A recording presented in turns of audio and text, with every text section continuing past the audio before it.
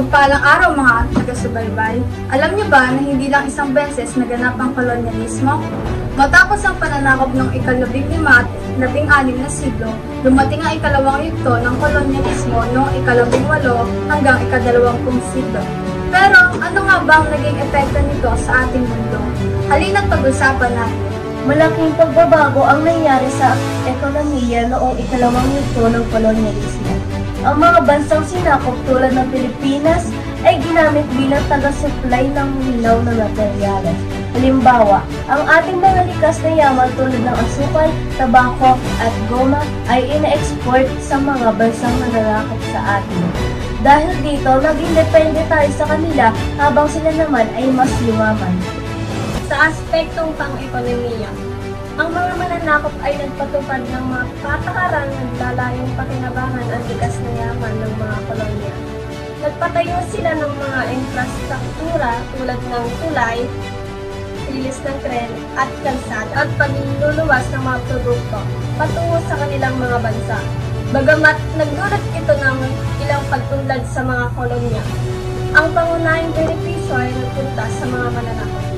Habang ang mga lokal na ekonomiya ay nanatiling nakadepende at hindi umunlad ng lubos. Sa larangan ng lipunan, ang kolonisasyon ay nagdulot ng malalim na pagbabago sa istruktura ng mga nasakop na komunidad. Ipinakilala ng mga mananakop ang kanilang mga sistema ng edukasyon, relihiyon at pamumuhay na nagresulta sa unti-unting pagkawala ng mga katutubong kultura at tradisyon.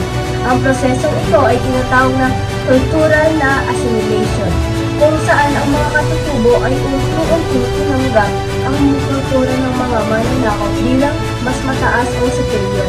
Sa Asia, maraming bansa ang nasakop o na-influensya ng mga Europeo. Halimbawa, ang India ay naging kolonya ng Britanya, habang Indochina ay sinakop ng Pransya. Ang mga bansang ito ay ginamit bilang pinagkukunan ng hilaw na materyales at pamilihan para sa produktong Europeo, na nagdulot ng pagbabago sa kanilang mga tradisyonal na ekonomiya at lipunan. Hindi lang ekonomiya ang naapektuhan, pati ang ating lipunan. Ang mga katutubo ay sa pilita pinagtrabaho sa mga minahan at plantasyon. Maraming pamilya ang nagkaiwalay at nagkaroon ng malalaking agwat sa pagitan ng mahirap at mayaman.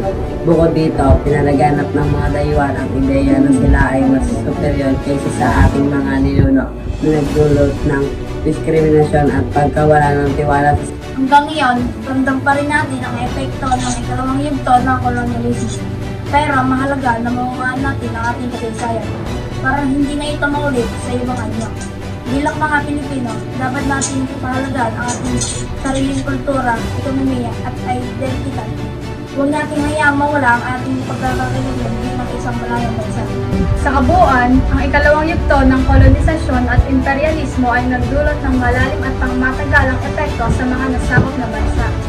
Hanggang ngayon, makikita pa rin natin ang mga bakas ng panahong ito sa iba't ibang aspeto ng ating buhay.